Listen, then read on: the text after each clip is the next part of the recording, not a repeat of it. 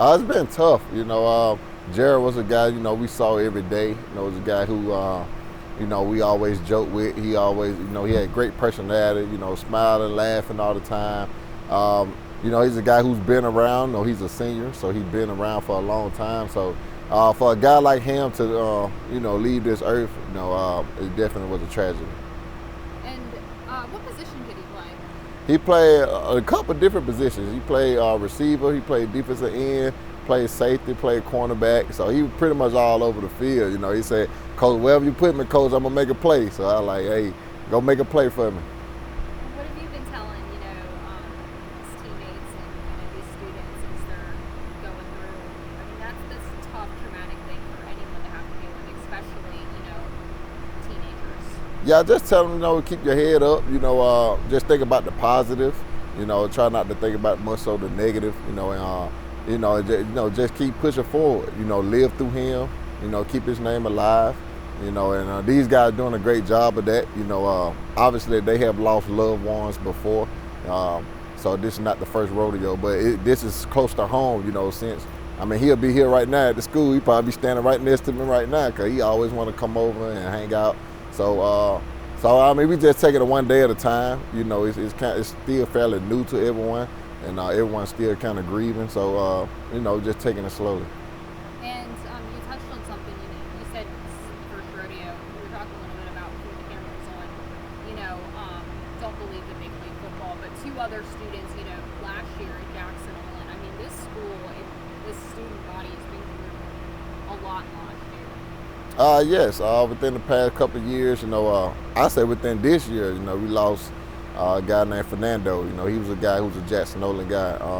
A couple other people who graduated, just within last year, that we have lost. I didn't know them pretty much very well as much as Gerald, but it still hit homes. It coming from the community, this community I grew up in, the community the kids growing up in, and you just tired of seeing it, and every day you just try to impact lives, the most positive way we can, and we gonna continue to do that. What's your message to the community, especially the youth? Just keep hands on with your kids. Know where they're going, know who they're hanging out with. I mentioned earlier that it takes a village to raise a child. It starts at home with the parents. It starts with the next door neighbors. It starts with the community. It starts with the schools, the churches. It starts with everyone. So everybody, we got to just keep hands on because this is the next generation. They are the future. They're going to be my place at one point. They're going to be in your position at one point. So we have to protect them along the way. Anything else I didn't ask you, Coach, you want to add or say? Nah, I just want to show his jersey and say, these guys, hold up. These are guys who played with them. These are guys who's on the field with them side by side. So, just wanted to, show some of the guys and let them know, hey, we standing behind them and we appreciate them. And, Jared always be in our heart. Have you ever been through anything like this as a player or coach before? I have as maybe a player, but not as a coach. As a player, I lost loved ones along the way, with high school, college, but not so as a coach, someone who you talk to every day, mentoring every day. Just looking forward to seeing every day. Like I said, it hit home. I met his dad, I met, his family members. So I called them this morning. They taking it tough. So definitely a situation that we're trying to get through together. And he was a senior. Did he ever tell you about what he wanted to do when his time he was done? Oh yeah, just last week. We were watching film, and I'm pretty much taking down stats. Who has the most tackles and things like that. Like through the first 3-4 games, he had the most tackles on defense.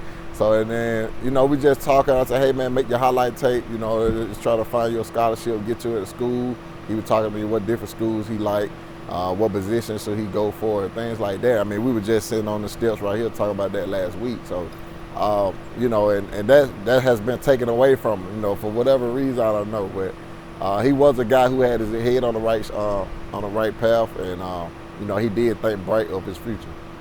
Sounds like he looked up to you. Wanted to be like you. Wanted to go to school, get that football scholarship, and maybe even no pro, right? Oh yeah, he definitely challenged me every day. Like, coach, I can beat you in a race, or coach, I can line up one-on-one and beat you in one-on-one. And, you know, that was almost every day. He always competed. You know, he always wanted to challenge you in some type of way. Whether it's the weight room, coach, I can lift more than you. You know, so you know, I'm definitely truly gonna miss him. You know, he's a guy who I noticed the first day I walked in here. You know, first day I'm trying to get to know guys and things like that. Obviously, I'm reaching out to the seniors, and he was one of the first guys who I noticed, and you know, by his energy he brought to the team.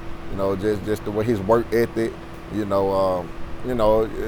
mean, it's gonna be sad to see him walk away. Is it? I don't know if the right word is frustrating, but you know, when you hear a child, the manner of which they lost their life was senseless, gun violence. Does that bother you at all? Oh yes, no doubt. I mean, first of all, you got guys walking around the street with military weapons. You know, if maybe a little bit more of an upgrade when you add the term switches. So I mean, that is very dangerous. You know, you got kids who's going to a basketball game, they carry these type of weapons. You know, knowing anything could happen. You know, you want to have some type of security. You know, especially if you can attend little family function events like a basketball game. You know, or anything, football, basketball, baseball. You know, whatever. So.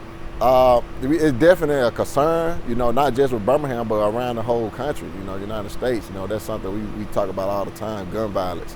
And, that's something that we have to fix. Like I say, start at home, pay attention to what your children are doing, who they're hanging out with, do they have a possession of a firearm? If they do, seize it, take it, turn it in to the police, anything like that can help.